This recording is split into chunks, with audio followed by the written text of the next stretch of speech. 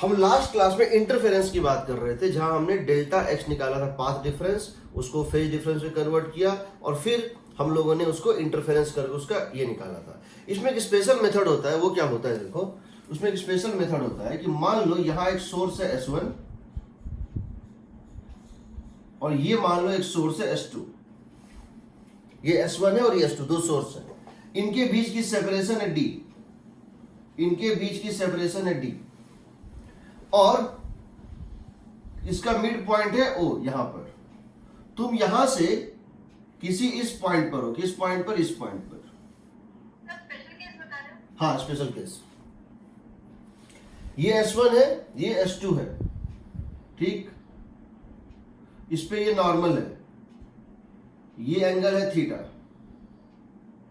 इस angular position पे आप किसी पॉइंट P पर है। हम कह रहे हैं पॉइंट P पर इसका और इसका वेव पहुंच रहा है। हम कह रहे हैं पॉइंट P पर यहां से चला हुआ रे और यहां से चला हुआ रे पॉइंट P पे पहुंच रहा है। सो पॉइंट P पे ये दोनों इंटरफेयर कर रहा है, ठीक है। ये डिस्टेंस मान लेते हैं D, O से लेकर के, इस सेंटर से लेकर P तक की डिस्टेंस है D, कैपिटल D। अगर कैपिटल D बहुत बहुत बहुत बड़ा हो स्मॉल d से, अगर कैपिटल D बहुत बहुत बहुत बड़ा हो स्मॉल d से, यानी ये डायग्राम टू द स्केल नहीं है, ये डायग्राम टू द स्केल। यहां तो ट्रायंगल दिख रहा है ना, ये कहने का मतलब है कि स्मॉल d का वैल्यू अगर 1 मिलीमीटर है तो कैपिटल D का वैल्यू 1 मीटर है। समझ रहे हो? इसका मतलब है स्मॉल d जो है कि कंपेरिजन में कैपिटल D 1000 टाइम्स या उससे ही बड़ा है, 1000 या 10,000 टाइम्स। यानी जो लेंथ हम यहां दिखा रहे हैं इसका 1000 टाइम्स ये लेंथ है या उससे भी बड़ा है। कह रहे हो ये डायग्राम गलत है, ये डायग्राम टू द स्केल नहीं है। क्योंकि अगर हम इस डायग्राम में इसको दिखा देंगे, अगर हम इस डायग्राम में इस D को दिखा देंगे तो ये लेंथ बोर्ड से बाहर चला जाएगा। और अगर इस लेंथ को पूरे बोर्ड में कॉर्नर से कॉर्नर दिखा देंगे तो भी ये लेंथ माइक्रोस्कोपिक हो जाएगा, तुमको दिखेगा नहीं। समझ रहे हो ना? Yes, sir. अगर ऐसा हो तो क्या होता है, then S1P and S2P are almost parallel। यानी ये इस टाइप से दिखता है। कैसा दिखता है देखो, ये इस टाइप से दिखता है कि S1 यहां पर है, S2 यहां पर है और ये ऐसे जा रहा है। ये कहां जाके मिल रहा है दोनों? They meet at, these two meet at P, they meet at P and P is far far far distance ahead. तो ये होता है ऐसे करके। तो ये S1 से लेकर P तक ये जाके कहां मिलेगा? P पे। ये कहां मिलेगा? P पे। तो अब समझो, अगर हम यहां से ड्रॉप कर दे परपेंडिकुलर, हम यहां से ड्रॉप कर दे परपेंडिकुलर Q, तो क्या हम कह सकते हैं कि यहां के बाद ये लेंथ और ये लेंथ S1 से लेकर P तक और Q से लेकर P तक इक्वल होगा? S1 से लेकर P तक और Q से लेकर P तक इक्वल होगा। क्योंकि अगर दो पैरेलल लाइन है उसमें अगर ड्रॉप कर दो परपेंडिकुलर, तो परपेंडिकुलर से परपेंडिकुलर क्या होता है? सेम रहता है, होगा ना? हाँ, sir. तो इस केस में अगर आप देखें तो अगर आप इस x2 को और इस x1 को सब्ट्रैक्ट करना चाहते हैं और पाथ डिफरेंस निकालना चाहते हैं तो डेल्टा x जिसकी वैल्यू किसके इक्वल आप लिख रहे हैं? S2P माइनस S1P, S2 से P माइनस S1 से P, यानी x2 माइनस x1। इसकी वैल्यू क्या आ जाएगी? हो जाएगी S2Q। बिकॉज ये और ये तो कट गया, ये लेंथ और ये लेंथ तो इक्वल था, दोनों में कॉमन था, कट गया, तो यही डिफरेंस बच गया ना। तो एक्स्ट्रा लेंथ ये चला, ये जो एक्स्ट्रा लेंथ चला वो कितना चला? S2Q चला। अब S2Q को कैसे निकालेंगे वो देखो, ये एंगल है थीटा, ये एंगल है थीटा, ये है परपेंडिकुलर, इस पे भी और इस पे भी, ये है theta. This plus this 90, this plus ये भी हो जाएगा थीटा। देखो this plus this 90 and this plus this 90, ये हो गया थीटा, ये हो गया थीटा। ये डिस्टेंस है डी, ये डिस्टेंस कितना बच जाएगा, डी साइन थीटा बचेगा। इस ट्रायंगल में देखो ये डिस्टेंस है डी, ये एंगल है थीटा, तो ये कितना बच जाएगा, डी साइन थीटा। तो उस केस में पार्ट डिफरेंस आता है डी साइन थीटा। अगर ये अप्रोक्सीमेशन है तो पार्ट डिफरेंस होता है D sine theta. Agreed? Yes, sir. हम यही अप्रोक्सीमेशन यूज करते हैं YDSE में भी, और ये एक्सपेरिमेंट यूज करते हैं डायपोल के डेरिवेशन में भी, जहां डायपोल होता है प्लस क्यू माइनस क्यू और ये डिस्टेंस बहुत लार्ज होता है। हम डायपोल में भी यही मेथड से यूज करते हैं। तो डी साइन थीटा होता है, बहुत इंपॉर्टेंट टेक्निक है। डी साइन थीटा हो गया इसका पार्ट डिफरेंस, फर्स्ट थिंग। तुम देख सकते हो अगर तुम थीटा को 0 लो, मतलब ये पॉइंट, इस पॉइंट पे थीटा कितना होगा, ओ पे, बताओ। इस थीटा को पोजीशन वेक्टर क्या करते करते 0 हो जाएगा। तो जब यहां 0 लेंगे, यहां 0 लेंगे इस पॉइंट पे, तो पार्ट डिफरेंस कितना आएगा, 0 आएगा। According to this formula theta यहां 0 है। इस पॉइंट के करस्पॉन्डिंग पोजीशन वेक्टर जब इसके मिड पॉइंट्स को ज्वाइन करेंगे, यहां पर 0 आएगा। यहां आना भी चाहिए क्योंकि ये लेंथ और ये लेंथ इक्वल है, क्योंकि ये लेंथ और ये लेंथ इक्वल है, तो कटना चाहिए, 0 आएगा। अगर तुम इसको बढ़ाते जाओ, इन्फिनिटी पे चले जाओ, एकदम ऊपर इसको बढ़ाते जाओ, और ये लाइन हो जाएगा ऐसे, ये हो जाएगा ऐसे। इन्फिनिटी का मतलब थीटा कितना हो गया, 90 डिग्री। जब ये ऊपर जाता जाएगा, जब ऊपर जाता जाएगा तो मैक्सिमम ये ऊपर पहुंचेगा, थीटा होगा 90 डिग्री। थीटा 90 का मतलब है एक रे यहां से गया वहां तक, एक यहां से गया वहां तक, एक यहां से गया, एक यहां से गया। डिफरेंस कितना आएगा, डी। यहां से लेकर पॉइंट पी और यहां से लेकर पॉइंट पी, डिफरेंस कितना है, डी है। यहां 90 डिग्री देके देखो कितना आ रहा है, डी आ रहा है, आ रहा है ना। Yes, sir. ये होता है डी साइन थीटा। ये हो गया पहला अप्रोक्सीमेशन। चलो, ये हो गया पहला अप्रोक्सीमेशन। अब समझो जहां भी ये जिस एंगल पर ये डी साइन थीटा किसके इक्वल होगा, n lambda. All those theta where this delta x that is equal to d sin theta is equal to n times of lambda, you get a maxima। वहां constructive interference होगा ना। तो d sin theta is equal to n lambda, यानी sin theta is equal to कितना हो गया बताओ, n lambda by d। n को वैल्यू 0 1 2 3 देते जाओ, तुमको मैक्सिमा का एंगुलर पोजीशन निकलता जाएगा। n is equal to क्या करो, 0 1 2 3 देते जाओ, we would get the angular position of maxima। We get angular positions of maxima। ठीक है, सर, आपने इसको n लैम्डा पे मैक्सिमम इसलिए बोला क्योंकि हमने जो कल डेरिवेशन किया था उसमें n लैम्डा पे मैक्सिमम था।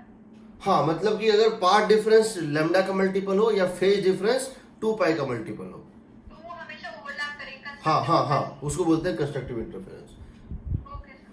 ठीक है। एग्जाम्पल अगर आप एससी वर्मा की बुक देखिए। अच्छा, एक चीज और, कभी कभी हम ये भी कर सकते हैं कि इसके साथ एंगल ना दें, इस S1 और S2 लाइन के साथ जो नॉर्मल है, S1 S2 पे नॉर्मल है, हमने उसके साथ एंगल दिया है, हम एंगल ये दे दें। कौन सा, ये एंगल दे दें। हम क्या करें, S1 और S2 लाइन के साथ जो ये पोजीशन वेक्टर बना रहा है, ये एंगल दे दें। दो एंगल हो सकता है, समझो S1 S2 है, ये है S1 और ये है S2, ये इस पे नॉर्मल है और ये कोई पोजीशन वेक्टर है। हम इसको दो एंगल के टर्म में दे सकते, एक तो नॉर्मल के साथ एंगल और दूसरा S1 और S2 के साथ एंगल। तो दोनों का सम कितना है, 90 डिग्री ना। थीटा को 90 माइनस अल्फा कर देंगे। हाँ बिल्कुल, साइन थीटा की जगह कॉस अल्फा हो जाएगा, साइन थीटा की जगह क्या हो जाएगा, कॉस अल्फा हो जाएगा। ठीक है, उससे कोई फर्क नहीं पड़ता। चलिए,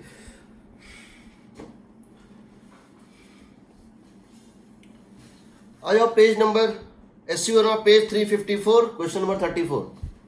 SC Verma page number 354 question number 34। Question क्या है जी, देखिए क्वेश्चन क्या है। क्वेश्चन दिया हुआ एक रिंग है, एक रिंग है इस तरह से जिसकी रेडियस बहुत लार्ज है, ये लिखिए ना,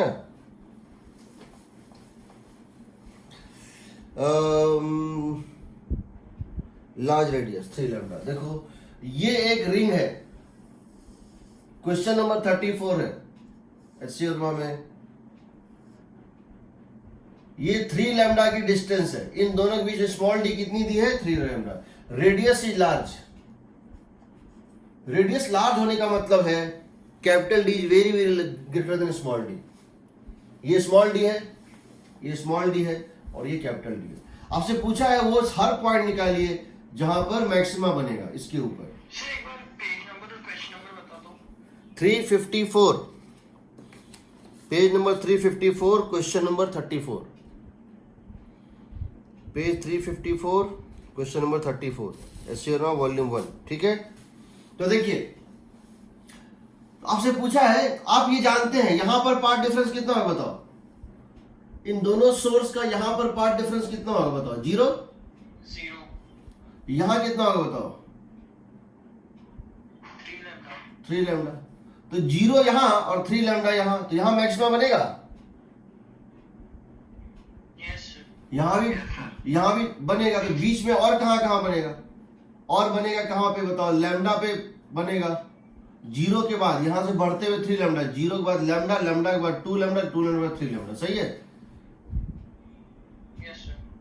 उसी तरह से यहां भी बनेगा। अगर हम इसको S1 बोल रहे हैं और इसको S2 बोल रहे हैं, हम डेल्टा x को क्या बोल रहे हैं, हम डेल्टा x को बोल रहे हैं S1 माइनस S2 मान लो, S1 से पॉइंट P तक माइनस S2 से पॉइंट P तक। अब ये बताओ यहां पे क्या बनेगा, minus lambda, minus 2 lambda, minus 3 lambda बनेगा।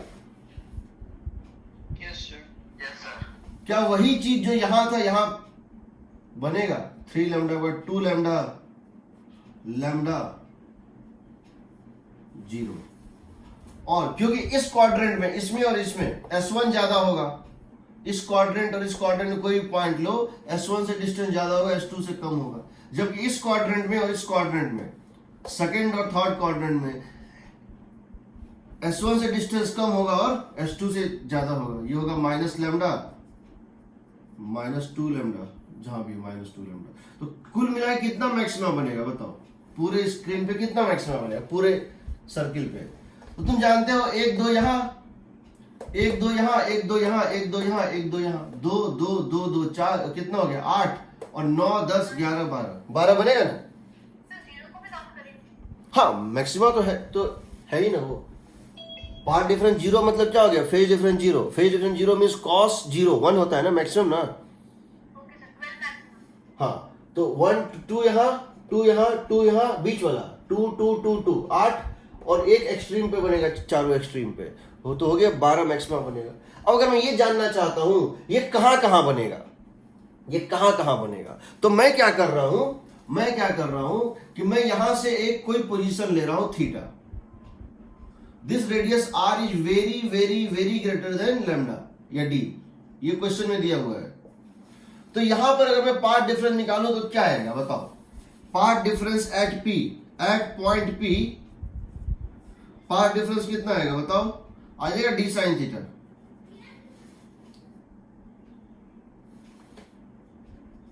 आ जाएगा d sin थीटा, बताओ तो।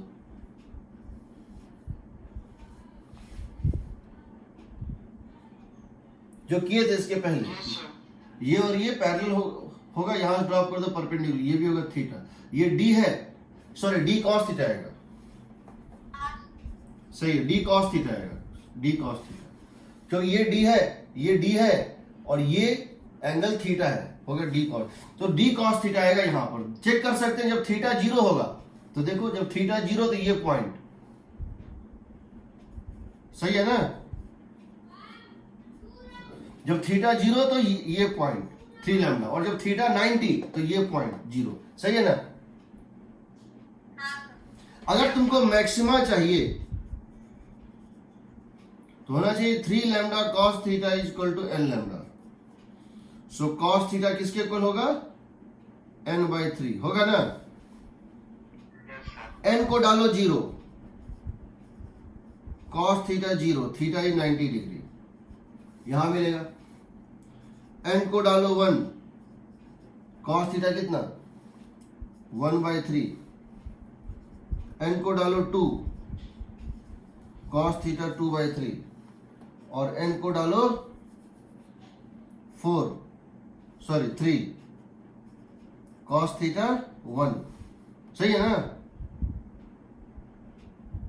हाँ सर। इसका मतलब है 90 डिग्री ये वाला पॉइंट, उसके बाद ये वाला पॉइंट कॉस इनवर्स 1/3, एक यहां से 90 डिग्री पे बनेगा, एक यहां से कॉस इनवर्स 1/3 पे, एक यहां से कॉस इनवर्स 2/3 पे, और एक यहां से कॉस इनवर्स 1 मींस 0 पे। इन 4 एंगुलर पोजीशंस पे तुमको मैक्सिमम मिलेगा, बाकी हर पॉइंट पे मिलेगा। अब मैं तुमसे ये पूछता, तो यानी अगर तुम यहां से बढ़ोगे, एक डिटेक्टर लेके बढ़ोगे, तो पहले मैक्सिमम करेगा डिटेक्ट, फिर मिनिमम करेगा, फिर मैक्सिमम करेगा, फिर मैक्सिमम यहां स्टार्ट होगा, फिर कहीं मिनिमम क्रॉस करेगा, फिर एक मैक्सिमम मिलेगा, फिर कहीं मिनिमम क्रॉस करेगा, फिर एक मैक्सिमम मिलेगा, फिर एक मिनिमम, फिर एक मैक्सिमम मिलेगा। यानी कि यहां पर इंटेंसिटी का वेरिएशन इस टाइप से होगा ना? Yes sir. अब देखो, अगर मैं तुमसे ये पूछता कि इन पॉइंट्स की मैक्सिमा से कोऑर्डिनेट निकालो, अगर ये 0 है, ओरिजिन ये है, ये एक्स एक्सिस है और ये वाई एक्सिस है, ओरिजिन ये है, ये एक्स एक्सिस और ये वाई एक्सिस, कोऑर्डिनेट निकालो, तो क्या करते देखो। एक बार तुम्हारा जब कॉस थीटा निकल गया, तो तुम जानते हो इसका कोऑर्डिनेट क्या होगा, R cos theta x coordinate होगा ना, और R sine theta y coordinate होगा ना। तो वो कॉस थीटा तो निकल गया है, साइन थीटा भी से निकल जाएगा, तुम उसका कोऑर्डिनेट निकाल सकते हो। एंगल भले ही, क्या ये एंगल इक्वल है? बताओ, क्या ये एंगल इक्वल है? क्या cos 0 से cos 1/2 जाओगे? cos 0, cos थीटा मान लो 0 है, और cos थीटा 1/3 है, और cos थीटा 2/3 है, और cos थीटा 3/3 है, तो क्या थीटा का डिफरेंस सेम है? क्या थीटा का डिफरेंस सेम है? कॉस थीटा का डिफरेंस सेम है सर। कॉस थीटा का सेम है, तो क्या थीटा का क्या होगा? हम ये जानना चाहते हैं कि इन दोनों के बीच में एंगल कम है, कि इन दोनों के बीच में एंगल कम है, कि इन दोनों के बीच में एंगुलर सेपरेशन कम है, एंगुलर सेपरेशन डिक्रीज कर रहा है कि इंक्रीज कर रहा है, ये हम जानना चाहते हैं। तो हम एक बार कॉस का ग्राफ बना लेते हैं, कॉस फंक्शन का ग्राफ बना लेते हैं, कॉस थीटा का ग्राफ इस टाइप से बनता है ना। जब cos थीटा की वैल्यू 1 है, जब cos थीटा की वैल्यू 1 है, और फिर यहां से ले लो 2/3, और फिर यहां से ले लो 1/3, तो थीटा का देखो फर्क, यहां से यहां तक थीटा का ये फर्क है, यहां से यहां तक थीटा का ये फर्क है, और यहां से यहां तक थीटा का ये फर्क है। सही है? इसका मतलब सेम डिफरेंस के लिए same amount of difference of cos theta, और cos थीटा का अमाउंट सेम है, और cos थीटा का डिफरेंस सेम है, तो थीटा का डिफरेंस यहां पर कम होता है, 0 के पास कम होता है। इसका मतलब हो गया कि ये दोनों नजदीक होंगे ना, नहीं सर, ऊपर वाले नजदीक होंगे ना, cos थीटा 0, हाँ, ये दोनों नजदीक होंगे, ये उससे थोड़े दूर होंगे एंगल में, और इनके बीच की एंगल सबसे ज्यादा होंगे। तुम इस तरह से भी समझ सकते हो, cos 0 1 होता है, cos 60 1/2 होता है, और cos 90, यानी कि जब तुम 0 से 1 का चेंज में जा रहे हो, जब cos थीटा 0 होता है, जब cos थीटा 0 होता है, cos 0 होता है, cos 60 डिग्री 1/2 होता है, और cos 0 1 होता है, cos 90 डिग्री 0 होता है। तो तुम क्या देख रहे हो, पहला हाफ चेंज 0 से, देखो 0 से 1/2 जाना चाहते हो, 0 से 1/2 जाना चाहते हो हाफ, तो 60 डिग्री का, तो तुमको 30 डिग्री का चेंज चाहिए, 30 डिग्री का चेंज चाहिए। और जब 1/2 से 1 जाना चाहते हो, फिर से वही चेंज, बराबर ही चेंज, 1/2 से 1 जाना चाहते हो, तब तुमको 30 डिग्री का ही चेंज चाहिए। यानी कि for same amount of change, 0 के पास एंगल का चेंज ज्यादा चाहिए होता है, ये ना। सर cos डिक्रीजिंग फंक्शन है। क्या cos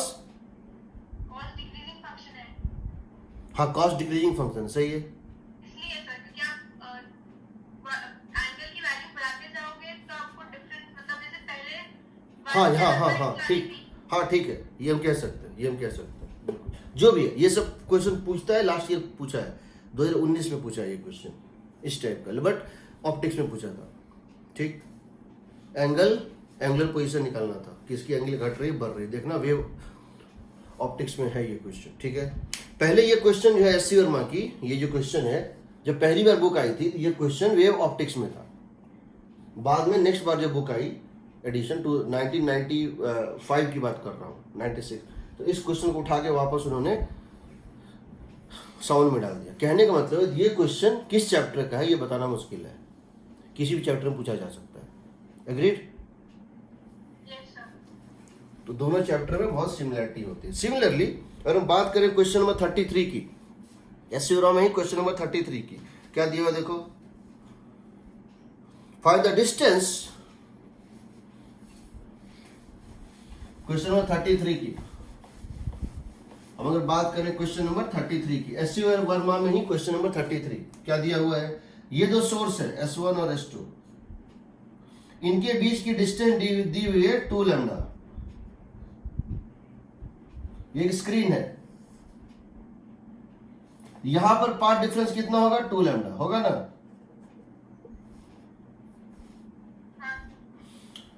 इंफिनिटी पे जाओगे तो पाथ डिफरेंस हो जाएगा 0, तो यहां पे ये घटेगा, तो यहां पर कहीं पर क्या होगा, लैम्डा क्रॉस करेगा। तो पूछा है लैम्डा कहां होगा, लैम्डा कहां होगा इन द सेंस आपसे ये पूछा गया है किस पॉइंट पर यहां मैक्सिमा था तो फिर से मैक्सिमा मिलेगा, अगला मैक्सिमा कहां मिलेगा, अगला मैक्सिमा जहां मिलेगा, ये तो सेंटर पे था मैक्सिमा, यहां पाथ डिफरेंस मैक्सिमम है, जहां नेक्स्ट मैक्सिमा मिलेगा वहां पाथ डिफरेंस लैम्डा होगा ना। तो हम क्या कर रहे हैं, हम और ये दिया हुआ ये डिस्टेंस बहुत ही ज्यादा है, हम इसके ड्रॉप कर दें परपेंडिकुलर, ये है 2 लैम्डा, ये है थीटा, तो ये डिफरेंस कितना हो जाएगा बताओ, 2 लैम्डा कॉस थीटा हो जाएगा ना। अगर पूछा है यहां से नियरेस्ट मैक्सिमम, अगर पूछा है यहां से nearest maximum from centre of screen, screen के सेंटर से नियरेस्ट मैक्सिमा पूछा है, तो समझो एक बात को समझो, ये यहां से घट रहा है, ये 2 लैम्डा क्या हो रहा है, डिक्रीज करते करते 0 तक जा रहा है। इसका मतलब यहां पर जब इंटीग्रल मल्टीपल की बात करें तो 2 लैम्डा से घटते हुए सबसे पहले क्या मिलेगा, लैम्डा मिलेगा ना।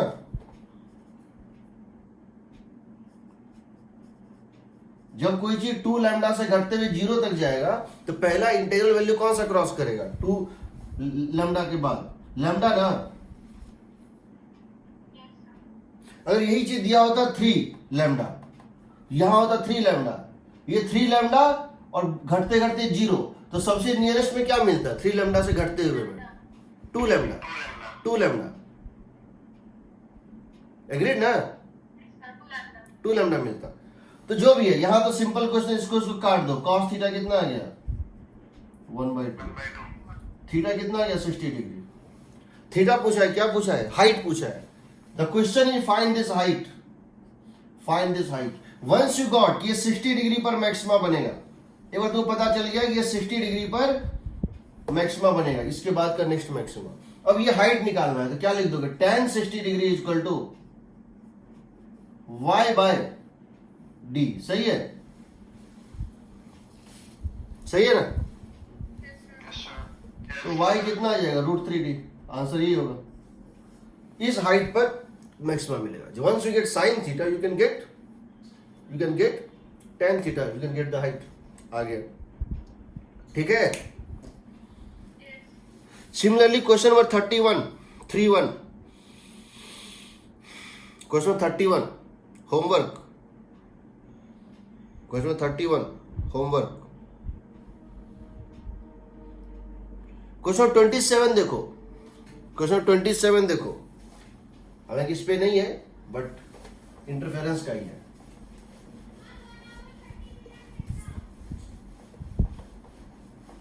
क्वेश्चन 27 देखो, 27 में क्या दिया हुआ है, ये एक सोर्स है और ये एक डिटेक्टर है। नाउ इस डिटेक्टर के पास दो साउंड पहुंच रहा है।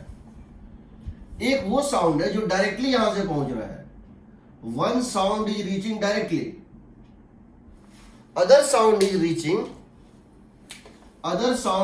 reaching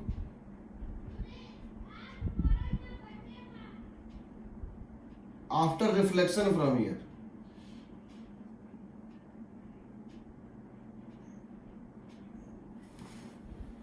One sound is reaching directly and one is coming after reflection.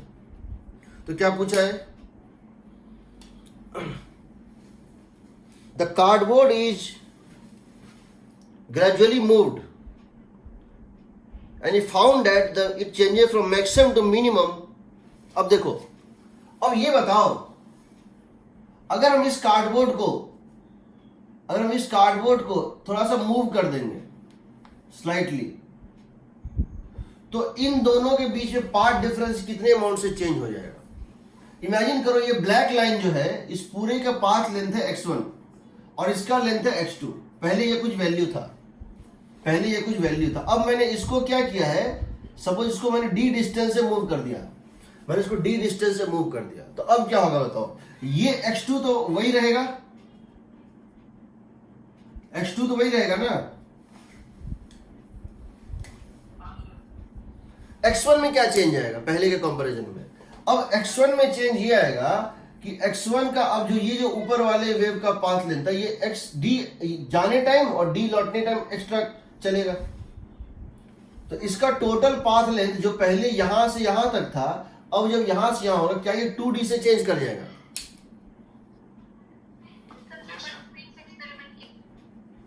हाँ, जो क्विंस वाला था उस टाइप का ये होगा x1 plus 2d।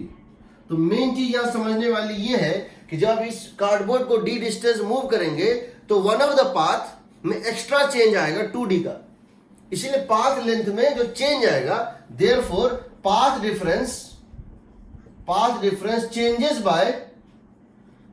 Bye 2d if cardboard is moved by d। इसका मतलब क्या हो गया? आपने कार्डबोर्ड को d से मूव किया, पाथ लेंथ हो गया 2d से चेंज। इसका मतलब हो गया, अब यहां दिया है जब हमने इसको कितना से मूव किया, है क्वेश्चन 20 सेंटीमीटर। जब आपने इसको 20 सेंटीमीटर मूव किया तो जो यहां मैक्सिमा बन रहा था वो मिनिमा बन गया। जब आपने इसको 20 सेंटीमीटर से मूव किया तो जो यहां मैक्सिमा बन रहा था वो मिनिमा बन गया। इसका मतलब है, और एक मैक्सिमा से नेक्स्ट मिनिमा बन गया, इंटेंसिटी घटते घटते जीरो हो गया। इसका मतलब है कि जो एक्स्ट्रा पाथ लेंथ का चेंज आया 2d, that should be equal to lambda by 2। सही है, क्योंकि ये मैक्सिमा से मिनिमा बन रहा है। अगर ये मैक्सिमा से मैक्सिमा बनता तो एक्स्ट्रा पाथ लेंथ चेंज क्या होता? लैम्डा होता।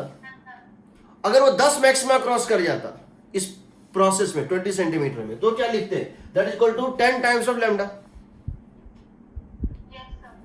यहां से लैम्डा निकल गया 4d, 4 इंटू डी की वैल्यू क्या दी हुई है? 20 सेंटीमीटर, यानी आपकी लैम्डा आ गई 0.8 मीटर।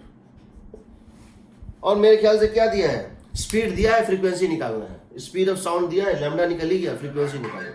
ठीक है, तो हम इसको कर सकते हैं। चलिए, अब हम क्या कर रहे हैं, यही सब चीज हम फिर रिपीट करेंगे, बहुत डीप में रिपीट करेंगे। यही सब टेक्निक यूज करेंगे किसमें? In our chapter optics, wave optics में। ठीक है, चलिए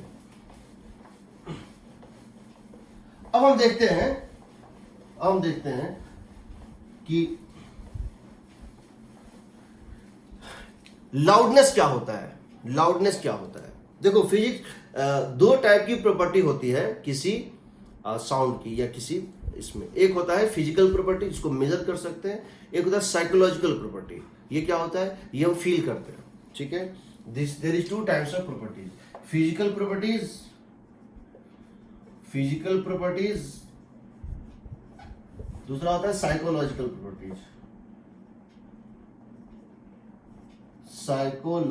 प्रॉपर्टीज।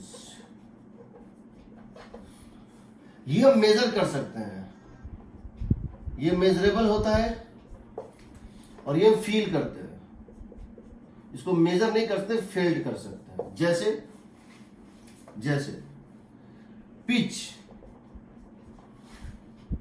पिच, सॉरी ये फ्रीक्वेंसी है, फ्रीक्वेंसी हम मेजर कर सकते हैं। यह है पिच। इसका मतलब क्या होता है? जिसकी फ्रीक्वेंसी ज्यादा होती है हम कहते हैं वो ज्यादा मेलोडियस साउंड होता है, ज्यादा मेलोडियस साउंड होता है। इसको परसेप्शन में पिच कहते हैं। दूसरा होता है क्वालिटी, इसको बोलते हैं वेव फॉर्म, इसको बोलते हैं क्वालिटी। तीसरा जो है होता है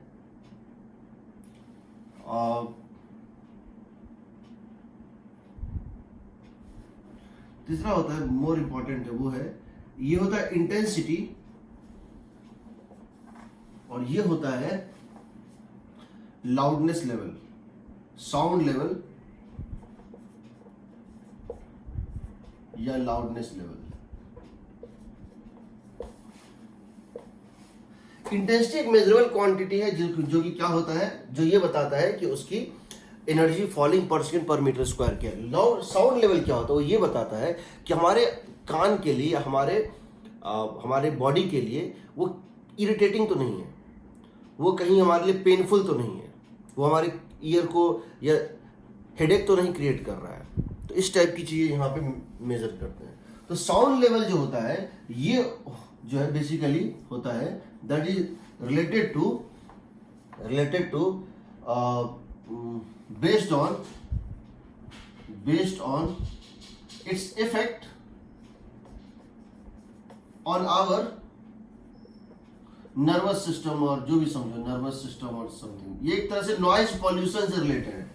नॉइज पॉल्यूशन क्या होता है? एक जरूरत से ज्यादा साउंड को नॉइज बोलते हैं, जरूरत से ज्यादा साउंड को नॉइज बोलते हैं। नॉइज पॉल्यूशन मेजर करने का एक तरह से हुआ है। इसको कैसे डिफाइन करते हैं? होता ये है बीटा क्या होता है? उसको बोलते हैं sound level in decibel, sound level या लाउडनेस, ये होता है बीटा। इसको डिनोट करते हैं बीटा से। Beta is equal to 10 log to the base 10 I by I naught, where I naught is equal to 10 to the power minus 12 watt per meter square at 1000 hertz। कहने का मतलब है, और I क्या है? ये होता है रेफरेंस इंटेंसिटी, ये होता है रेफरेंस इंटेंसिटी। ये I होता है इंटेंसिटी ऑफ द साउंड। क्या होता है? Intensity of the sound. यानी कि अगर इंटेंसिटी किसी साउंड की 10⁻12 है, यहां भी 10⁻12 है, 10⁻12 तो क्या हो जाएगा? 0। अगर किसी साउंड की इंटेंसिटी 10⁻12 है, 10⁻12 यहां 10⁻12, log 1 कितना होता है? 0। यानी वो उसकी लाउडनेस 0 है। इसका मतलब है देयरफॉर, इसका मतलब है कि दिस साउंड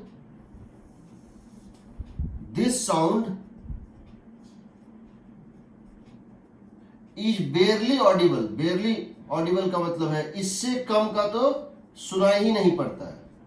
लेकिन यह एक चीज होता है, भले हमने इसको लिखा है, बट ये कोई ये नहीं है। यही सेम चीज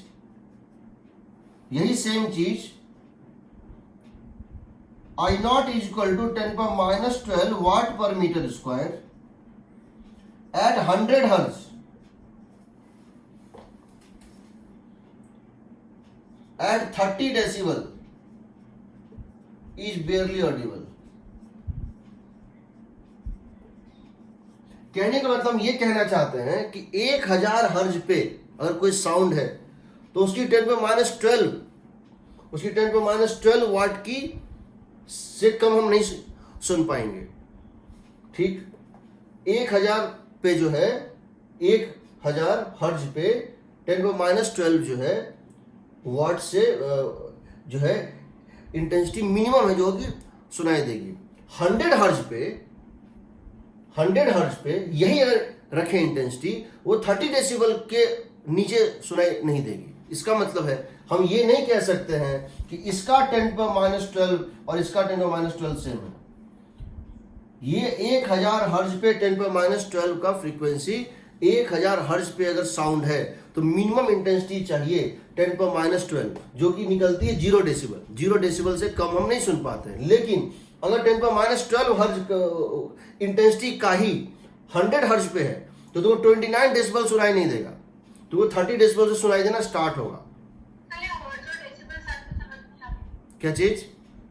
आपने जो हर्ट्ज और डेसिबल बोला वो समझ नहीं आ रही। ये हाँ सर। अच्छा देखो मैं बता रहा हूँ। सर रिकॉर्ड कीजिए। सर साउंड लेवल ज्यादा होने से नर्वस सिस्टम में इतना इफेक्ट होता है कि हमें वो बता रहा हूँ। देखो समझो इस बात को कि कौवे की आवाज और कोयल की आवाज में क्या फर्क होता है।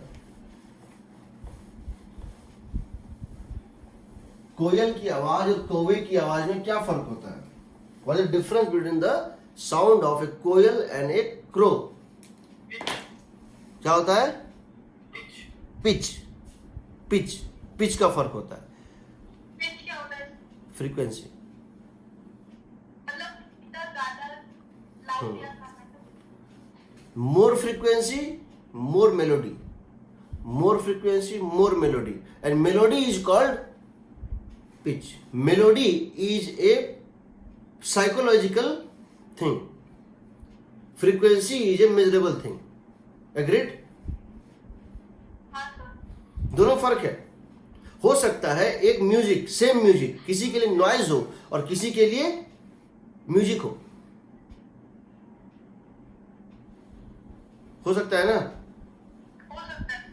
तो यही चीज होता है। देखो पहले तुम ये समझो, कोयल एंड क्रो, इसमें मेलोडी ज्यादा है, इसमें मेलोडी मोर है, यानी इसकी आवाज स्वीट है, सुनने में अच्छा लगता है। इसका मतलब है फिजिक्स में कहते हैं इसकी फ्रीक्वेंसी ज्यादा है और साइकोलॉजी कहते हैं इसकी पिच ज्यादा है। पिच ज्यादा है। ये जो है ये फिजिकल क्वांटिटी है और ये जो है साइकोलॉजिकल क्वांटिटी है सेम ही है, दोनों एक दूसरे से रिलेटेड ही, बट इसको मेजर नहीं करते हैं। दूसरा,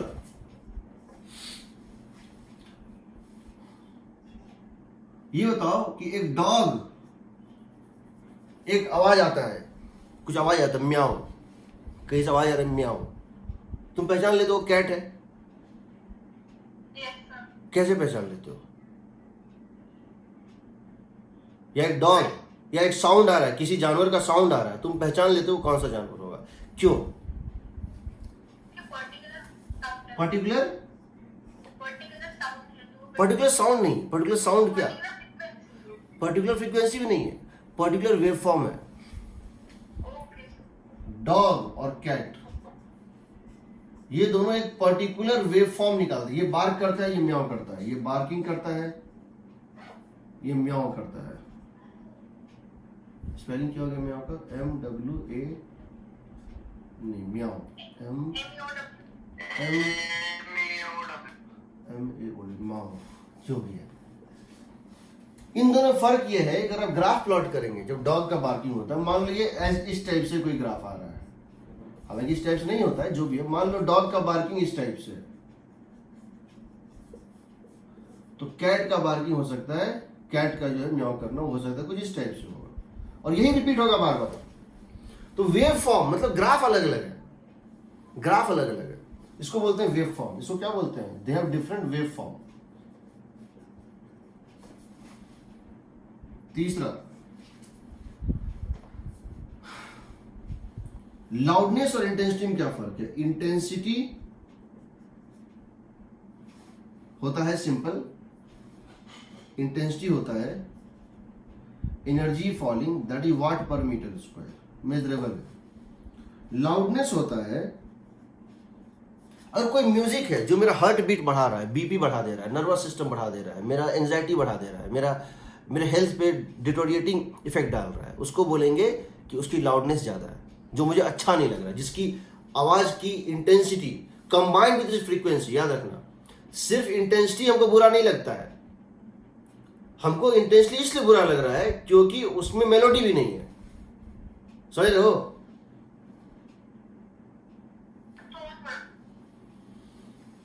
मुझे एक अच्छा म्यूजिक थोड़ा ज्यादा साउंड में भी चलेगा, बट एक खराब म्यूजिक जो मैं लाइक नहीं करता हूं, जिसकी फ्रीक्वेंसी भैंस की आवाज धीरे भी हो तो मुझे इरिटेटिंग ही लगती है।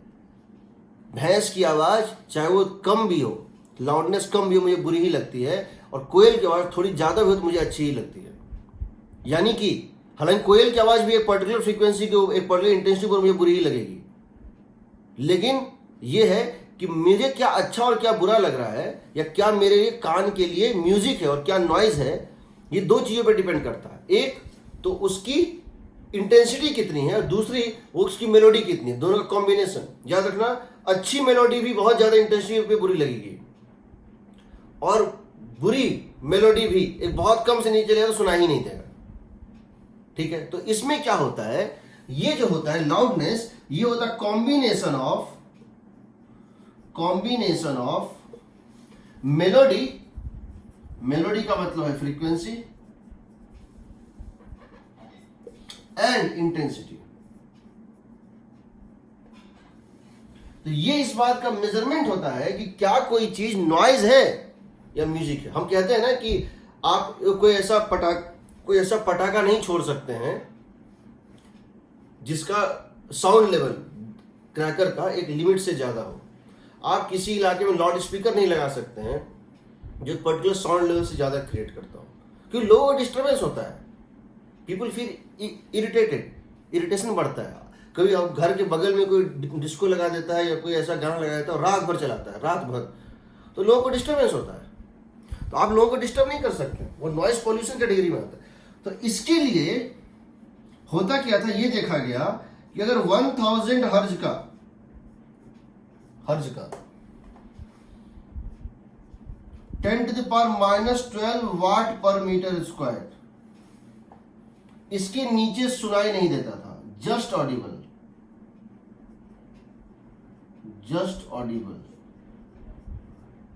बेयरली ऑडिबल। यहां से सुनाई देना, इससे कम का इंटेंसिटी इस हर्ज पे नहीं सुनाई देगा, लेकिन 100 हर्ज पे यही 10⁻⁻12 वाट पर मीटर स्क्वायर सुनाई बहुत ज्यादा देता है। Too much sound, too much loudness, और यू कैन से इरिटेशन। यानी हम ये कह सकते हैं कि 100 हर्ज पे इससे कुछ कम इंटेंसिटी 0 सुनाई देगा। मतलब हो सकता है 10⁻, ये था जस्ट ऑडिबल, ये था जस्ट ऑडिबल। 10⁻, हो सकता है -10 वाट पर मीटर स्क्वायर जस्ट ऑडिबल होगा। इसका मतलब है हम ये नहीं कह सकते सिंपली इंटेंसिटी नहीं है, इंटेंसिटी इनकॉमन। इसका ग्राफ आता है हमारे सिलेबस में, नहीं है, इसका ग्राफ आता है कि अलग अलग फ्रीक्वेंसी पे कौन सा इंटेंसिटी जो जस्ट सुनाई देता है। बेयरली ऑडिबल इंटेंसिटी, समझो, ये एक फ्रीक्वेंसी है, इस फ्रीक्वेंसी पे ये इंटेंसिटी जस्ट सुनाई देता है, इस इंटेंसिटी पे, इस फ्रीक्वेंसी पे, ये क्या है, फ्रीक्वेंसी है, इस फ्रीक्वेंसी पे ये इंटेंसिटी जस्ट सुनाई देता है, इस फ्रीक्वेंसी पे ये इंटेंसिटी, यानी कि ये सब 0 डेसिबल के करस्पॉन्डिंग है। यानी 0 डेसिबल जो बेयरली ऑडिबल होता है, जिसके कम सुनाई नहीं देता है, तो इस पॉइंट पे रेफरेंस इंटेंसिटी, समझो, अगर ये मान लो 100 हर्ज है, यहां रेफरेंस इंटेंसिटी क्या होगा, I1, इसके ऊपर सुनाई देगा, इसके नीचे सुनाई नहीं देगा। अगर ये फ्रीक्वेंसी है तो, अगर ये फ्रीक्वेंसी है कितना, 500 हर्ज, तो ये फ्रीक्वेंसी, ये इंटेंसिटी I2 सुनाई देगा, उसके ऊपर, इसके ऊपर सुनाई देता है, लाउडनेस है, इसके नीचे लाउडनेस ही नहीं, 0 लाउडनेस है। तो अलग अलग पॉइंट पर अलग अलग होता है। लेकिन हमने जो स्टैंडर्ड डिफाइन किया है, वो क्या डिफाइन किया है, हमने 1000 हर्ज पे डिफाइन कर दिया है। लेकिन एडवांस पेपरों में ऐसा कोई ग्राफ देगा तो आपको वहां पे उसको चेंज कर सकता है, रेफरेंस चेंज कर सकता है। तो हमारा जो इंटेंस, हाँ, आपने क्या किया? थर्ड केस में हाँ फ्रीक्वेंसी कम करके हाँ इंटेंसिटी बढ़ा, हाँ तो जस्ट ऑडिबल करो। यहाँ पे हाँ जस्ट हाँ मैंने फ्रीक्वेंसी कम किया। मैं क्या बोल रहा हूँ? कोई स्टैंडर्ड मेजरमेंट क्या हो गया? कोई स्टैंडर्ड मेजरमेंट। देखो ऐसा है, इस पे मैं तुम्हें कोई फॉरेन बुक का टेक्स्ट भेज दूंगा, देख लेना। ये समझ लो हमारा ये डिफिनेशन है, बीटा इज इक्वल टू होता है 10 log to the base 10 I by I naught. This is defined, I is equal to है intensity in watt per meter square, I naught है 10 पर minus 12 watt per meter square. This is the reference intensity just audible at 1000 hertz. ये define किया गया है, ठीक है। ये इसका यूनिट होता है, यूनिट क्या होता है? Decibel, DECIBLE, decibel, dB, decibel होता है डीबी, ठीक है।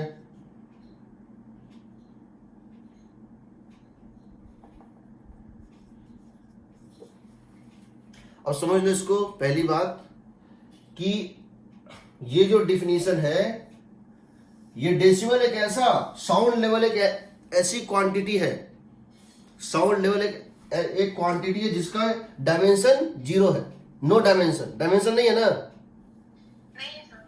बट इसका यूनिट है, ऐसा यूनिट है डेसिबल, पहली बात। दूसरी बात, ये लॉगरिथमिक स्केल है, रिक्टर स्केल, पीएच स्केल, सारे स्केल लॉगरिथमिक होते हैं। जब भी कोई एक्सपोनेंशियली चेंज करता है हम उसमें लॉगरिथमिक स्केल लेते हैं। मैंने बताया था न्यूक्लियर में ताकि वो स्ट्रेट लाइन ग्राफ आए। तो ये होता है beta is equal to this. अब समझो, तुमको अगर किसी क्वेश्चन में हम ये इंटेंसिटी दे दें, ये 10⁻12 है ही, तो तुम इसका इंटेंसिटी निकाल सकते हो डेसिबल में। दूसरा, अगर तुमसे हम इंटेंसिटी का चेंज पूछें तो याद रखना β2 minus β1, change in decibel scale, β2 minus β1 क्या हो जाएगा? 10 log to the base 10 I2 by I1, सही है। Yes, sir. I नॉट तो कट जाएगा, 10 log to the base 10 I2 by I1।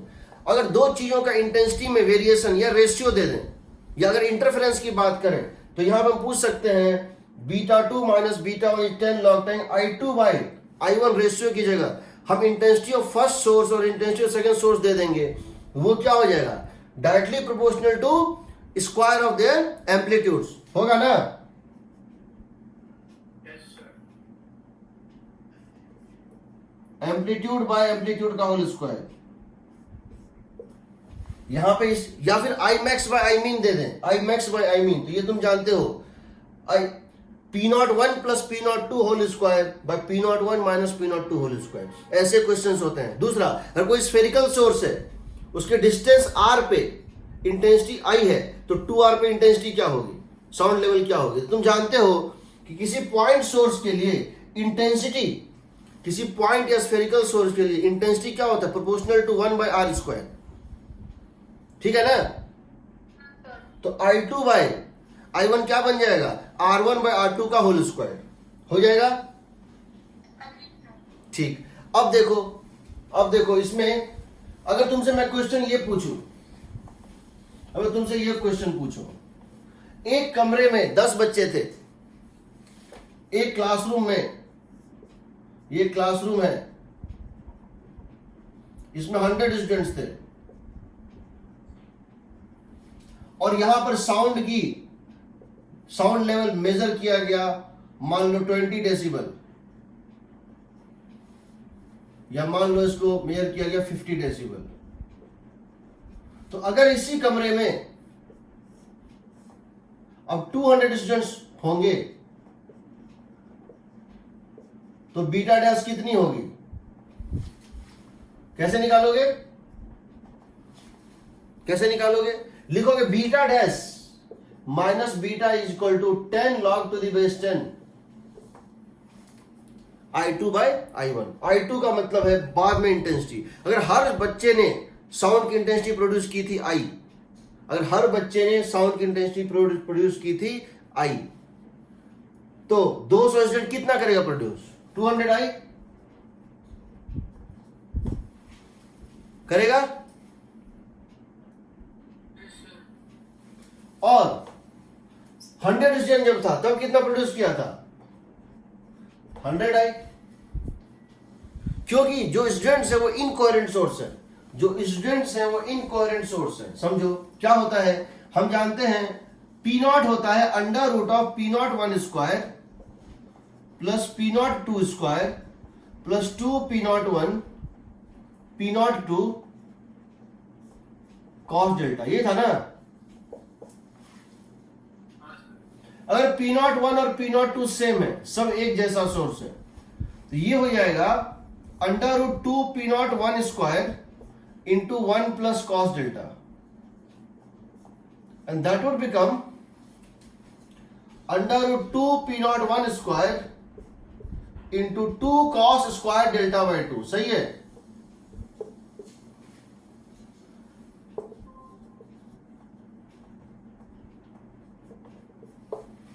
अब बताओ, स्क्वायरिंग कर दो, दोनों साइड स्क्वायर कर दो, कितना होगा? P0 square is equal to 4 P0 1 square cos square delta by 2। इसको क्या बोलेंगे?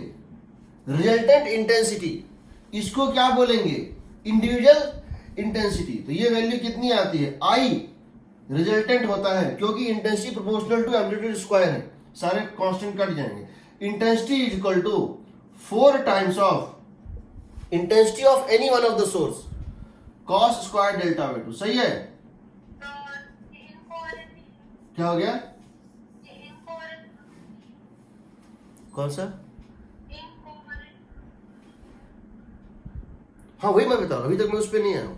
ये होता है इंटेंसिटी, ये होता है इंटेंसिटी किसी पॉइंट पे। तुम देखो जहां पर कंस्ट्रक्टिव इंटरफेरेंस होगा, जहां कंस्ट्रक्टिव इंटरफेरेंस होगा, यहां ये क्या होगा? 4 टाइम्स ऑफ इंडिविजुअल इंटेंसिटी। सही है। दोनों के लिए, दोनों के लिए। यहां पर अगर ये डेल्टा कहीं किसी पॉइंट पे जीरो है, अगर ये डेल्टा किसी पॉइंट पे जीरो है और हमेशा जीरो है, तो वहां इंटेंसिटी क्या आएगा? 4 टाइम्स ऑफ I01 आएगा ना, मैक्सिमम आएगा। जहां ये डेल्टा की वैल्यू पाई है, डिस्ट्रक्टिव इंटरफेरेंस पाई बाय 2 खत्म, इंटेंसिटी आएगी 0। एग्रीड? लेकिन अगर कहीं पर ये डेल्टा फ्लक्चुएट कर रहा है, ये फिक्स नहीं है, समय के साथ चेंज हो रहा है, तो उस समय हमको इसकी एवरेज वैल्यू ही दिखाई देगी। अगर ये फिक्स नहीं है, अगर ये कोहेरेंट सोर्स है, डेल्टा फिक्स है, तब तो एक पॉइंट पे, पर्टिकुलर पॉइंट पे इंटेंसिटी फिक्स है। जहां डेल्टा जीरो है वहां हमेशा जीरो ही है, जहां डेल्टा जीरो है वहां पे हमेशा जीरो। अगर कोहेरेंट सोर्स है तो वहां हमेशा 4 टाइम्स ऑफ ये मिलेगा। अगर जहां पे डेल्टा की वैल्यू 180 डिग्री है, आउट ऑफ फेज है, तो 180 degree by 2 90 degree, cos square 90 हो गया 0, वहां जीरो मिलेगा तो हमेशा जीरो मिलेगा। बट जहां पर सेम पॉइंट पे कभी जीरो है, कभी 1/2 है, कभी ये चेंज हो रहा है, ये फ्लक्चुएट हो रहा है, वहां पे अगर इनकोहेरेंट सोर्स है, फॉर इनकोहेरेंट सोर्स याद रखना, for incoherent source where delta is a function of time, time के साथ चेंज हो रहा है, या क्या होगा? I का वैल्यू क्या दिखेगा? एवरेज वैल्यू लेंगे 4I0। कॉस स्क्वायर का एवरेज वैल्यू क्या होता है? कॉस स्क्वायर का एवरेज वैल्यू होता है 1/2, कितना आ गया? 2I01। इसीलिए कैंडल प्लस कैंडल 2 कैंडल होता है, ट्यूबलाइट प्लस ट्यूबलाइट 2 ट्यूबलाइट होता है। इसीलिए अगर हम एक बल्ब जलाएंगे तो जितनी रोशनी है, 2 बल्ब जलाते हैं तो डबल रोशनी होती है। क्यों होती है? क्योंकि हमको एवरेज वैल्यू मिल रहा है। वो दोनों बल्ब इनकोहेरेंट सोर्स है। एग्रीड? तो जब इनकोहेरेंट सोर्स होते हैं, इंडिपेंडेंट सोर्स होते हैं, तो हम सिंपली इंटेंसिटी को जोड़ देते हैं। यहां वही करेंगे। 100 बच्चे हैं और क्या हो गया?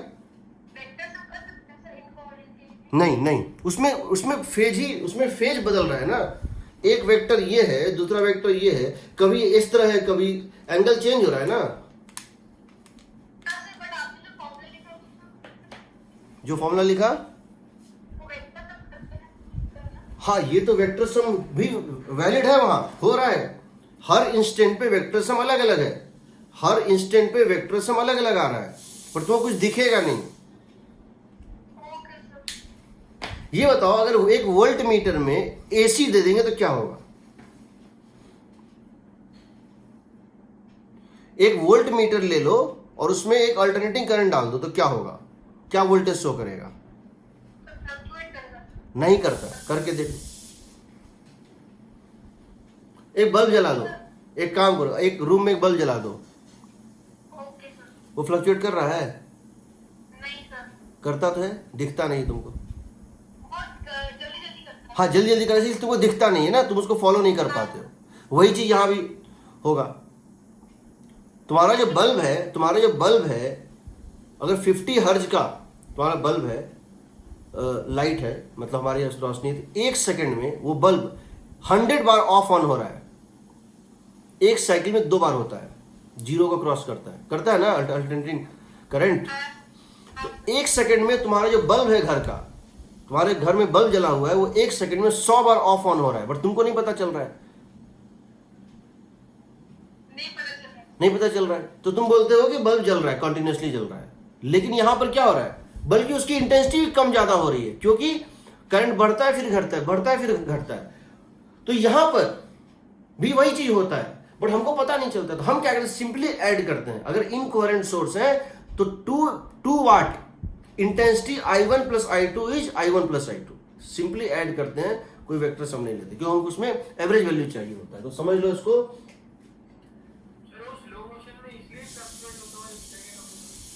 वो स्लो, हाँ अगर तुम्हारे यहाँ फ्रीक्वेंसी कम है तो तुमको दिखेगा। जैसे अगर किसी शादी ब्याह में जो जनरेटर होता है, वो उसमें जब बल्ब जलता है वो दिखता है फ्लिकरिंग करता हुआ।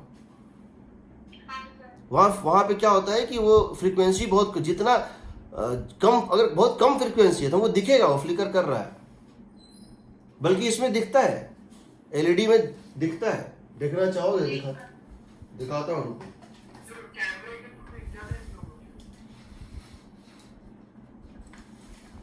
हाँ वो कैमरे में एक वो होता है, स्लो मोशन का एक होता है। कैमरे में एक बटन होता है जिसमें कि स्लो मोशन होता है, डाल दो तो तुमको लाइट का फ्लिकरिंग दिखता है, देखे हो? तो बेसिकली वो फ्लिकरिंग हमको नहीं पता चल, बट हो तो रहा है, तो हम वहां पे ऐड करते हैं। इसीलिए हम यहां बोल रहे हैं 100 स्टूडेंट्स हैं और हर एक की इंटेंसिटी अगर आई है तो सिंपली चूंकि सब इनकोहेरेंट है, टोटल इंटेंसिटी हो जाएगी 100 आई, और यहां पर 200 आई, तो ये और ये कट गया। ln log 2 to the base 10 कितना होता है बताओ? log 2 to the base 10 कितना होता है? 2.303 हो ही नहीं सकता है। 0.3010 करेक्ट। देखो ये छोटा है ना, हाँ सर। बेस बड़ा है ना, तो ये 1 से छोटा है। ये होगा 10 इंटू 0.3010 आई थिंक। ये कितना हो गया? 3.1010। तो सोचो बीटा कितना दिया हुआ था पहले? 50 डेसिबल। अब बीटा डैश कितना हो जाएगा? बीटा दिया था 50 डेसिबल, अब कितना हो जाएगा? 53 डेसिबल। समझ रहे हो? इंटेंसिटी हो गया डबल, इंटेंसिटी हो गया डबल, लेकिन साउंड लेवल में सिर्फ 3 का चेंज आया, 50 से 53, नेग्लिजिबल चेंज है। समझ रहे हो ना? Yes sir. इसीलिए ये मत समझना कि अगर कभी अर्थक्वेक आया, और अर्थक्वेक रिक्टर स्केल पे वो 7.5 है, और दूसरा अर्थक्वेक जो है रिक्टर स्केल पे 8.5 है, ये मत समझना कि 7.5 थोड़ी ज्यादा है। हो सकता है 8.5 बोला डबल इंटेंसिटी का हो। लॉगरिथमिक स्केल में अमाउंट जब इक्वल बढ़ता है तो बेस पहले से जितना ज्यादा हो उतना ज्यादा चेंज होता है, उतना मैग्नीफाइड चेंज होता है। यानी अगर हम 7 से 8 किसी लॉगरिथमिक स्केल में अगर 7 से 8 जा रहे हो या 8 से 9 जा रहे हो, तो 8 से 9 में बहुत बड़ा चेंज है, बहुत बड़ा चेंज है। यहां दिख रहा है ना, इंटेंसिटी क्या हो रहा है? डबल हो रहा है, और यहां कितना बढ़ रहा है? 53 हो रहा है।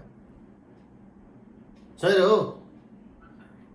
सेम अमाउंट ऑफ चेंज, ये अगर 100 डेसिबल होता, ये 100 डेसिबल होता, ये कितना था 103 होता। यहां कितने का चेंज हुआ डेसिबल में? 6% का चेंज हुआ है ना। हाँ 50 से 53 6% का चेंज हुआ। अगर ये 100 होता, 100 से 103 3% का चेंज होता। तो परसेंटेज चेंज भले ही 100 से उसमें कम है, परसेंटेज चेंज भले ही कम है, अमाउंट सेम है, बट अमाउंट तो यही है ना।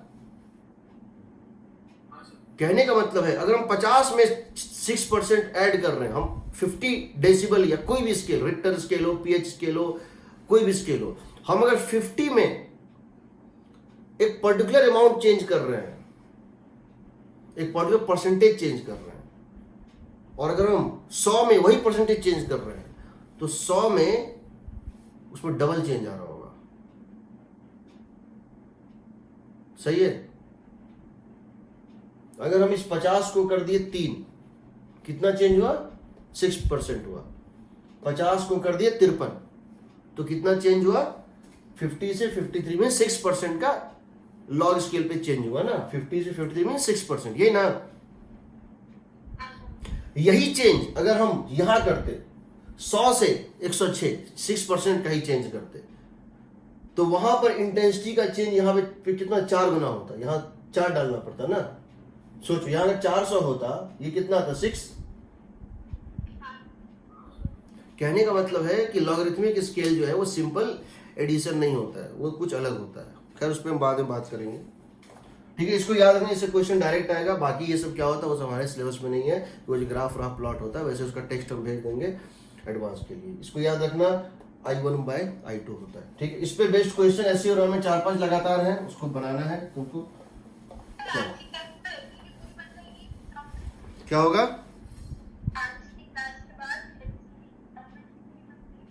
आवाज बहुत कट रहा है।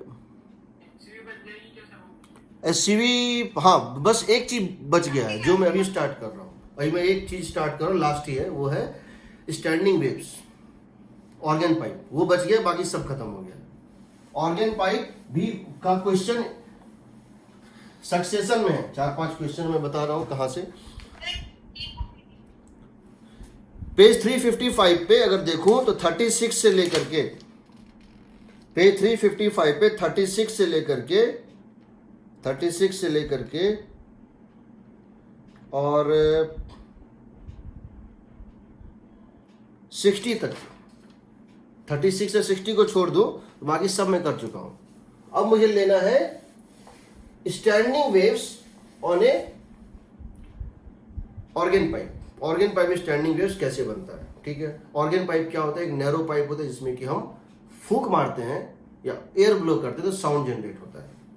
ठीक है, हाँ पूछो। अब नहीं कुछ पूछना है क्या?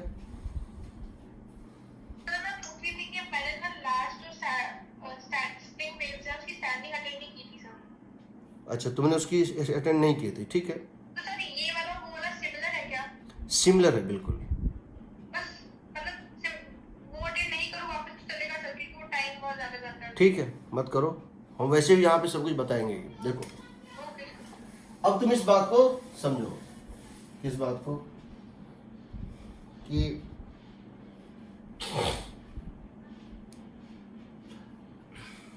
हमने स्ट्रिंग की बात की थी,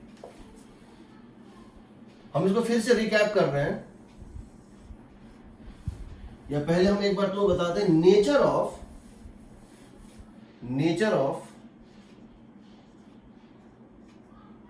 फ्री एंड या ओपन एंड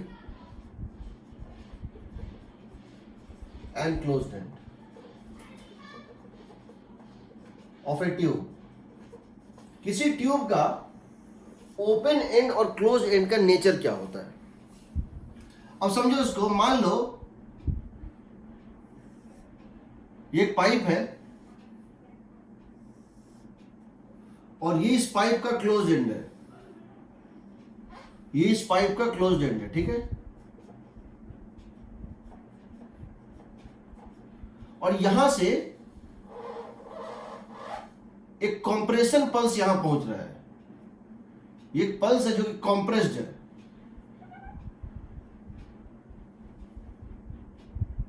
इसका दो, ये कॉम्प्रेस्ड है, दिस इज कॉम्प्रेशन पल्स।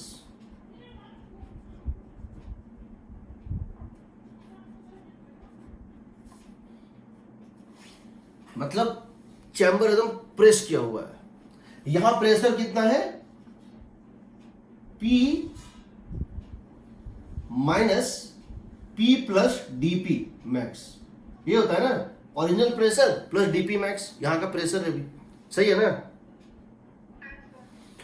अब इसका, अब ये चाहता क्या था, इस मोमेंट के बाद ये चाहता क्या है, ये चाहता था तो जैसे ही ये लेयर, ये लेयर मान लो लेयर 1 है और ये लेयर मान लो लेयर 2 है।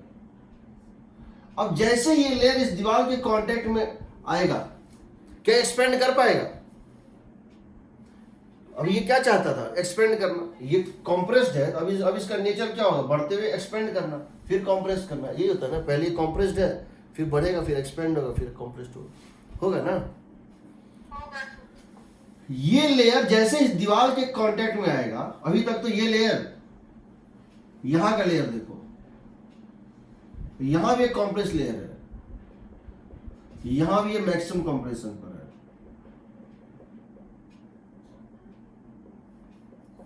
यहां भी ये मैक्सिमम कंप्रेशन पर है। तो what is the meaning of maximum compression? ये कंप्रेशन पल्स यहां भी है। हमने देखा था कंप्रेशन पल्स में क्या होता था, कंप्रेशन चैम्बर में क्या होता था कि ये पार्टिकल राइट चल रहा होता, ये लेफ्ट चल रहा होता, यही ना।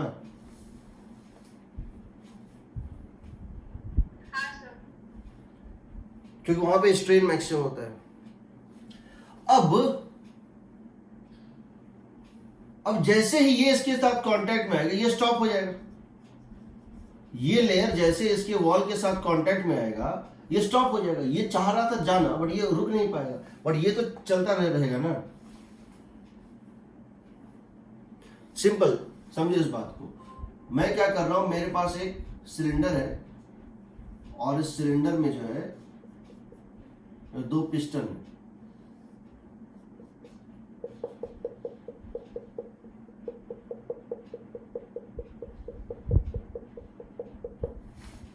मैं इसको प्रेस कर रहा हूं, मैं इसको प्रेस कर रहा हूं, इस पिस्टन को, तो ये मूव करेगा ना। मैं इसको अगर प्रेस करूंगा तो ये पिस्टन इसको कराएगा मूव। तो क्या ये, तो ये इसको हम इसको मूव कर रहे हैं, तो जैसे इसको थोड़ा सा मूव करेंगे, इसके अंदर प्रेशर बढ़ जाएगा। जब प्रेशर बढ़ेगा तो डीपी इसको अपोज करेगा और डीपी इसको सपोर्ट करेगा ना।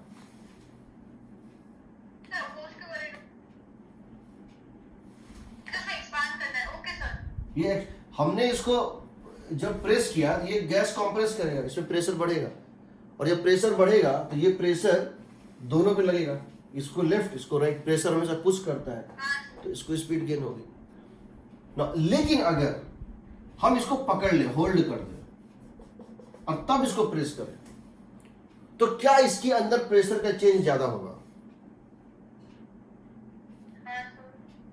देखो ये चैम्बर है फिक्स, अब इसको प्रेस कर रहे हैं, और ये चैम्बर है मूवेबल, तब इसको प्रेस कर रहे हैं। गेटिंग ना? तो उस केस में क्या होता है, तो समझो यहां पर क्या होता है, अगर ये कॉम्प्रेशन पल्स आएगा, अगर ये कॉम्प्रेशन पल्स आएगा इस तरह से, ये इसका प्रेशर है, ये कौन सा है, closed end of the tube है,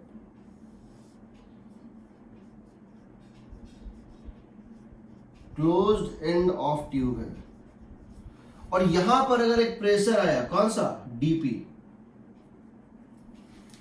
तो होगा क्या कि इस पॉइंट पर प्रेशर और बढ़ेगा। क्यों बढ़ेगा? क्योंकि अब तुम्हारा जो 2 चैम्बर था, एक चैम्बर के चलने से प्रेशर बढ़ता है और इस चैम्बर के चल जाने से प्रेशर घट जाता है। इस चैम्बर के चलने से प्रेशर बढ़ना चाहिए, कंप्रेस होना चाहिए, और इसके चलने से प्रेशर घटना चाहिए। तो दोनों काम हो रहा था पहले, यहां पे दोनों काम हो रहे हैं, ये भी चलता है, ये भी चलता है। इसके चलने की वजह से प्रेशर बढ़ना चाहिए, इसके चलने की वजह से प्रेशर घटना चाहिए। अब क्या हो गया, ये रुक गया, ये तो चलता रहा, अब प्रेशर का चेंज डबल होगा। अब ये प्रेशर चेंज क्या होगा, डबल होगा बिफोर कमिंग बैक। ठीक, तो अब इस केस में क्या होता है, जब इसका प्रेशर चेंज होगा तो एक समय पर अगर प्रेशराइजेशन ऐसे होता तो क्या बताया था तुमको, इसका क्या करोगे, इमेज लोगे और सुपर इंपोज करोगे ना, इसका इमेज लोगे और सुपर, तो चेंज इन प्रेशर कितना हो जाएगा, डी 2 dp। यहां पर अगर प्रेशर का चेंज जब इंसिडेंट हुआ तो डीपी था, नॉर्मल लाइट में करता हम इन्वर्ट भी तो करते हैं। वो करते थे कहां, जब वो डेंसर मीडियम से रिफ्लेक्ट करता था, वही मैं बताने की कोशिश कर रहा हूं। इस केस में क्या होता है, closed end of A tube acts as closed end of a tube acts as rarer medium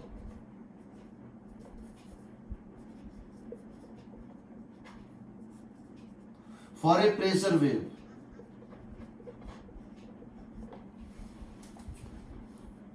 ये फ्री एंड की तरह बिहेव कर रहा है, rare end means free end pressure wave के लिए, जबकि डिस्प्लेसमेंट वेव के लिए ये नोड होता है। क्यों नोड होता है, ये तो चल नहीं पाए ना, रुक गया ना। हाँ सर। और तुम जानते हो जहां डिस्प्लेसमेंट जीरो होता है वहां स्ट्रेन मैक्सिमम होता है।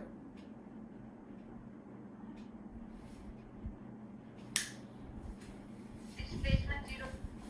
देखो इसको समझना बड़ा वो है, अभी मैं इसका टाइम नहीं है ज्यादा, मैं एक काम करता हूँ, मैं पहले इसको लिख रहा हूँ फिर मैं इसको एक्सप्लेन करता हूँ, इसको समझ लेना। Nature of closed end of A tube,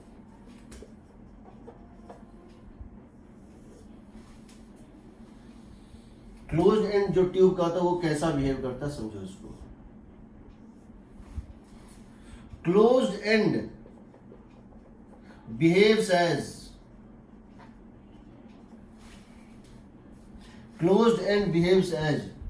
displacement node pressure antinode।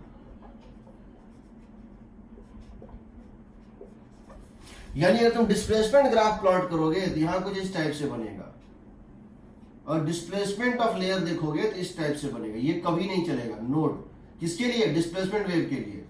लेकिन अगर तुम प्रेशर वेव देखोगे तो ये क्या बनेगा, एंटी नोड। क्यों बनता है बता रहा हूं, पहले इसका ये समझ लो। प्रेशर का वेरिएशन क्लोज एंड पे मैक्सिमम होता है, प्रेशर का वेरिएशन क्लोज एंड पे मैक्सिमम होता है, और डिस्प्लेसमेंट का वेरिएशन जीरो होता है। डिस्प्लेसमेंट में कोई दिक्कत तुमको, डिस्प्लेसमेंट इस पॉइंट का नहीं होगा, कोई दिक्कत, ये पॉइंट मूव नहीं कर सकता है, कोई प्रॉब्लम नहीं, वो तो फिक्स पॉइंट है, वो तो मूव नहीं कर सकता। तुम जानते हो उसका स्लोप क्या देता है, स्ट्रेन एसएक्स का। हाँ सर। एसएक्स का देता है स्ट्रेन, तो स्ट्रेन यहां पे होगा मैक्सिमम, तो प्रेशर का चेंज होगा मैक्सिमम, ठीक है। यानी कि जब कोई वेव यहां पे आके टकराता है तो डिस्प्लेसमेंट वेव के लिए ये जो एंड है वो डेंसर मीडियम का काम करता है, वॉल जो है वो डेंसर मीडियम का काम करता है, और प्रेशर वेव के लिए जो है रेयर मीडियम का काम करता है। So for pressure for displacement wave, या the wall at the end behaves as denser medium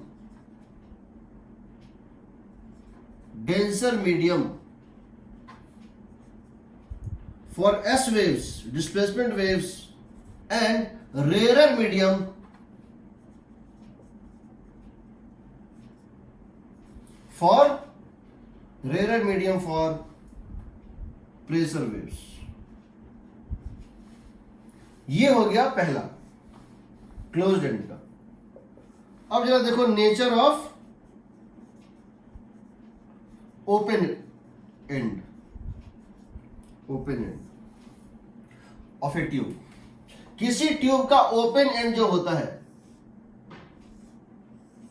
यहां डिस्प्लेसमेंट तो फ्री है, जैसे यहां पर आएगा स्कैटर कर जाएगा। समझो यहां तक तो ये पार्टिकल फिर भी, यहां तक तो ये पार्टिकल फिर भी जो था एक मतलब बंधा हुआ था। यहां तक तो ये जो पार्टिकल दिख रहा है,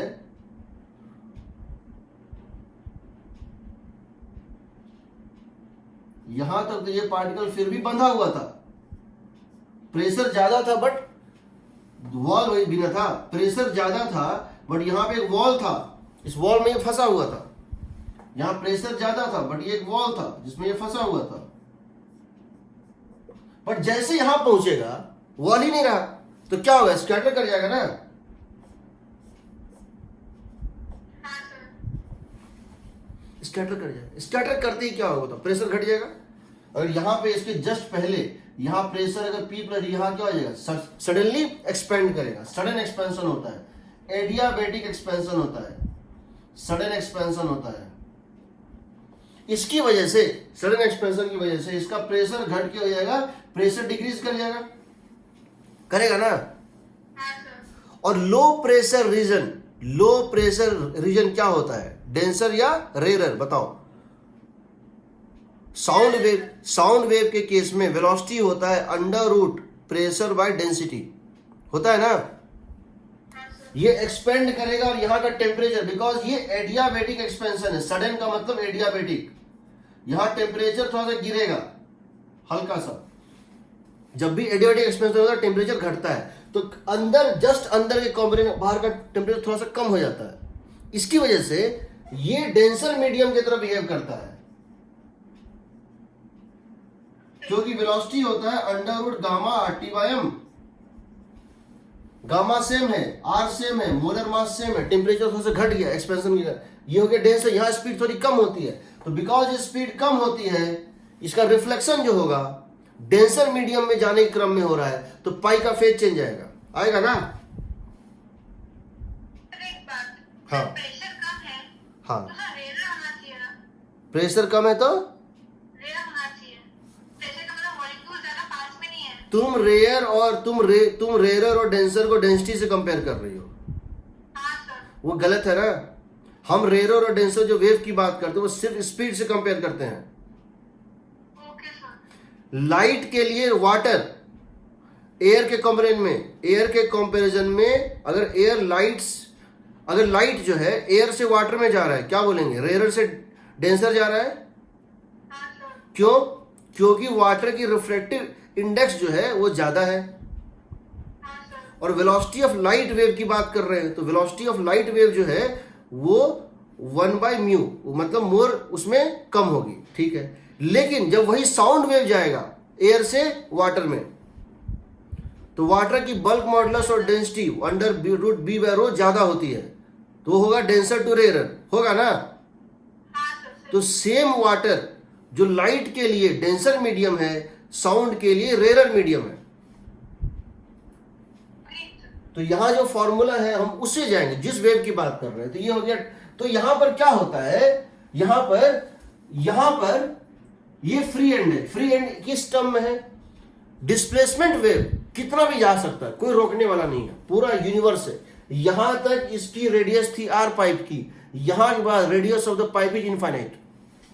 यहां तक रेडियस ऑफ द पाइप थी R और यहां के बाद रेडियस है इनफाइनाइट। इसका मतलब है जो ये ओपन एंड होता है, open and is a displacement antinode, displacement antinode and pressure node.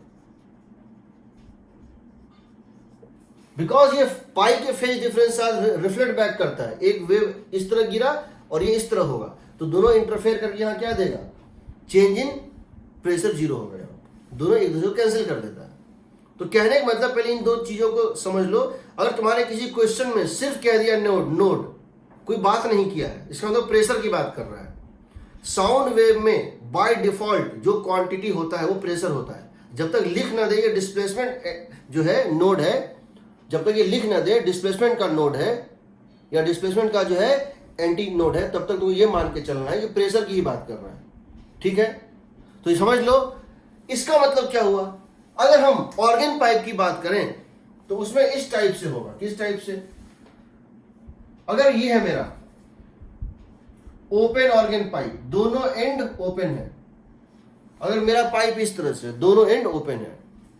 Displacement की बात करो, डिस्प्लेसमेंट याद करना आसान होता है। यहां डिस्प्लेसमेंट क्या होगा? मैक्सिमम। फ्री एंड है ना, यहां भी क्या होगा? मैक्सिमम होगा ना।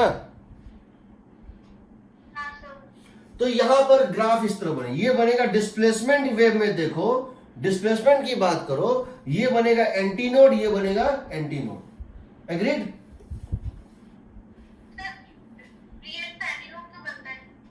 फ्री एंड पे एंटीनोड क्यों बनता है? मैक्सिमम क्यों होता है? क्योंकि उसको कोई रोकने वाला नहीं है ना, इसलिए इसलिए। ओके। प्रेशर का नोट बनेगा। हाँ, तो ये याद रखना, ये डायग्राम इस तरह से बनेगा। लेकिन अगर हम प्रेशर की बात करें उल्टा होगा। हम ये जानते हैं कि प्रेशर वेव और डिस्प्लेसमेंट वेव में π/2 का फेज डिफरेंस होता है, बताए थे ना। बताएंगे सर। तो इसका मतलब अगर हम प्रेशर वेव की बात करें, ये नोड होगा, ये नोड होगा, और यहां पर ये नोड और ये नोड होना पड़ेगा। तो मिनिमम पॉसिबिलिटी ये है, ये है variation of pressure. Agreed? Agreed sir. ये डायग्राम वही है, ये डायग्राम वही है जो string fixed at both and पे आता था।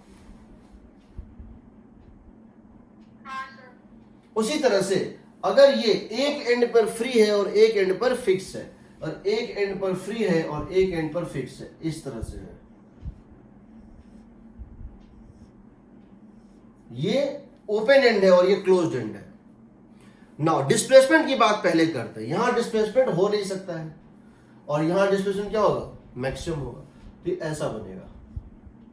और डिस्प्लेसमेंट वेव की बात करें तो फिक्स्ड एंड मतलब फिक्स्ड नहीं चल सकता है, फ्री एंड मतलब आराम से चल सकता है, कोई रोक टोक नहीं है। तो ये हो गया डिस्प्लेसमेंट, ये होगा एंटी नोड, ये होगा नोड। सही है? हाँ मतलब डिस्प्लेसमेंट में हमेशा ओपन पे मैक्सिमम और क्लोज पे जीरो, और प्रेशर उसका उल्टा। अगर इसी को हम प्रेशर के टर्म में देखें, तो प्रेशर के टर्म में देखिए तो यहां पे जहां डिस्प्लेसमेंट का एंटी नोड था, वहां प्रेशर का एंटी नोड होगा, और यहां प्रेशर का नोड होगा। और ये वही डायग्राम है, समझो, ये प्रेशर का वेरिएशन का डायग्राम वही है जो अगर ये रस्सी यहां फिक्स होता, अगर रस्सी का एक स्ट्रिंग होता जिसका एक एंड यहां फिक्स होता, एक एंड यहां फ्री होता। मान रहे हो? अब इसमें अगर हम बात करें जनरलाइज करने की, इस डायग्राम पे ध्यान देना और इस डायग्राम पे ध्यान देना। ये बिल्कुल वैसा ही डायग्राम है जो हमने पहले किया था। यानी कि यहां पर एक लूप और ऐड कर दो, इसकी लेंथ L है, इसमें एक लूप और ऐड कर दो, तो यहां पर L की वैल्यू आएगी n टाइम्स ऑफ λ/2। सही है?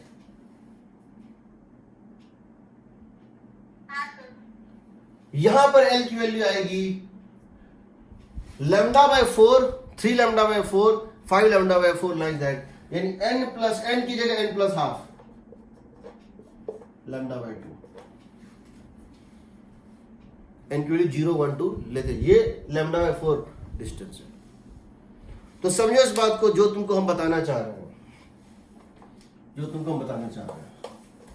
क्यों हम कह रहे थे पिछले बार कि क्वेश्चन बनाना वेव में बहुत आसान है, बट उसको समझना डीप में थोड़ा मुश्किल होता है, क्योंकि उसमें विजुअलाइजेशन बहुत ज्यादा होता है। फिर भी देखो, string fixed at both and, इसको डिराइव भी करेंगे हम। String fixed at both and,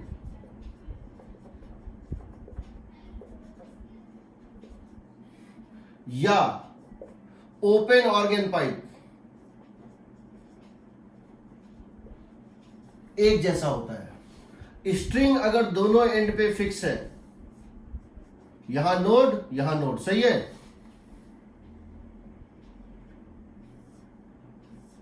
अगर ओपन ऑर्गन पाइप है तो प्रेशर के टर्म में यहां नोड, सही है?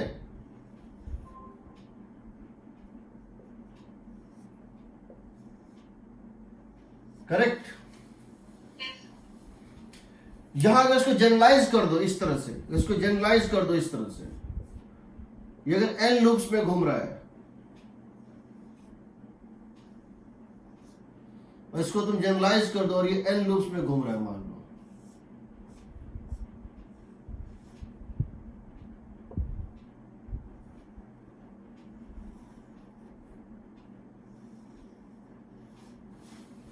ठीक है। तो इसको लिख दोगे L is equal to n times of lambda by 2, दोनों केस में L इज इक्वल टू, जो डायग्राम प्रेशर के टर्म में बनाओगे और जो स्ट्रिंग में बनाते दोनों एक जैसा आता है। प्रेशर डायग्राम ऑर्गन पाइप में और Y ट्रांसवर्स डिस्प्लेसमेंट का डायग्राम इसमें सेम आता है। L is equal to this, हमने इसका इक्वेशन लिखा था, Y अगर ये x इक्वल टू 0 है, अगर ये x इक्वल टू 0 है और ये x इक्वल टू L है, Y यहां हो जाएगा P is equal to, equation आएगा P is equal to 2p01 sine k n pi x by L, याद है, साइन या कॉस ओमेगा टी। n को बोलते हैं nth मोड, n को क्या बोलते हैं, nth मोड। यहां अगर डाल दें वेलोसिटी बाय फ्रीक्वेंसी, इसको हम यहां पे डाल दें velocity by frequency, n times of by 2 velocity by frequency, तो फ्रीक्वेंसी क्या आ जाएगी बताओ, n times of v by 12 आएगी। इसको बोलते हैं फंडामेंटल फ्रीक्वेंसी, इसको क्या बोलते हैं, फंडामेंटल फ्रीक्वेंसी। Getting it?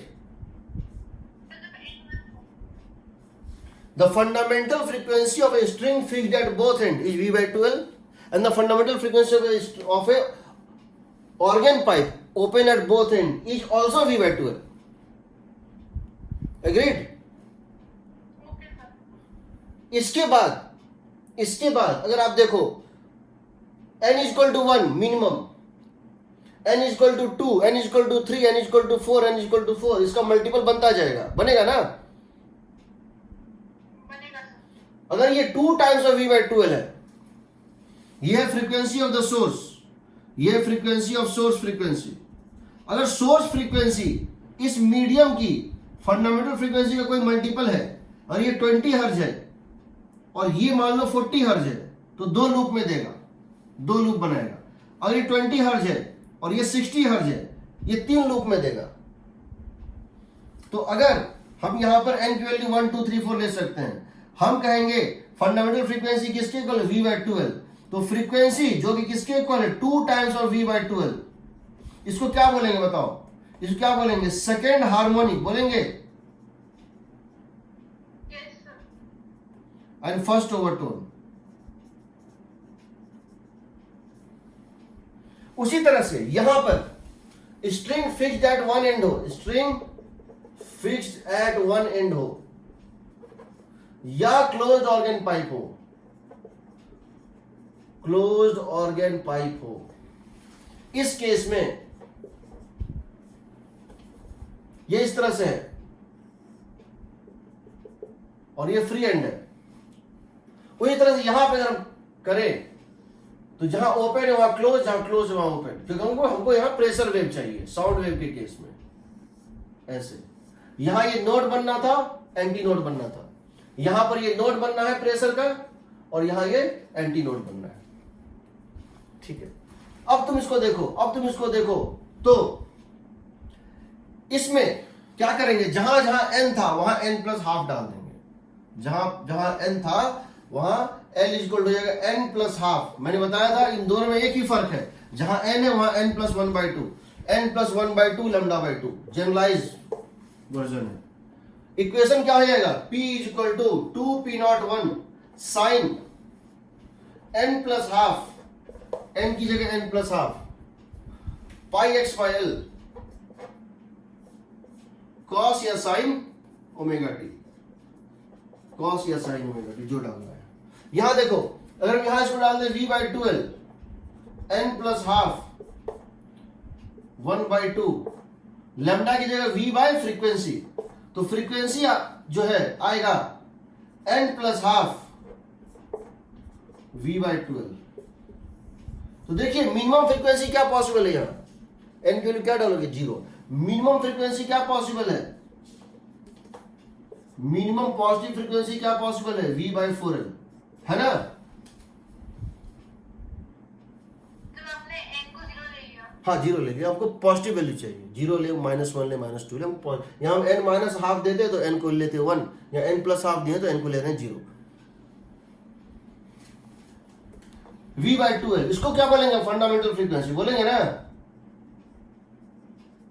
तो हाँ ये लेफ्ट वाले साइड में मिनिमम 0 होगा।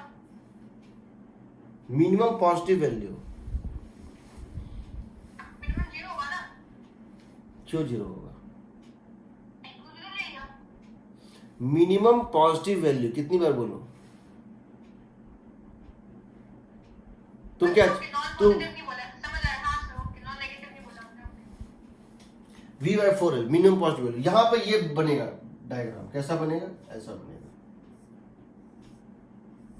अगला वैल्यू क्या होगा? नेक्स्ट क्या होगा? नेक्स्ट होगा 0 बाद क्या डालो? 1 डालो, 3v/4l होगा। जब n को 0 दिए तो v/4l, जब उसके बाद नेक्स्ट वैल्यू दिए 1 तो कितना आ गया? 3v/4l ना। हाँ सर। क्या ये 3 टाइम्स ऑफ फंडामेंटल है? तो इसको क्या बोलेंगे? ये सिर्फ ऑड मल्टीपल आएगा, यहां पर हर मल्टीपल था, यहां पर 1 2 3 4 डालते जाओ, हर मल्टीपल आएगा, यहां पर सिर्फ ऑड मल्टीपल आएगा, ऑड मल्टीपल ऑफ v/4l। इसको बोलते हैं थर्ड हार्मोनिक। क्यों बोलेंगे थर्ड हार्मोनिक? ये मिनिमम फ्रीक्वेंसी, फंडामेंटल फ्रीक्वेंसी का 3 टाइम्स है। बट इसको क्या बोलेंगे? फर्स्ट ओवरटोन बोलेंगे ना। Yes sir. और इसमें डायग्राम कैसा बनेगा? तो डायग्राम बनेगा इस तरह से, सही है? इसमें डायग्राम बनेगा इस तरह से, तुम देख सकते हो। यहां n की वैल्यू 1 डाल देंगे, ये हो जाएगा 3 लैम्डा। ये लेंथ क्या हो जाएगा? 3 λ/4 होगा ना।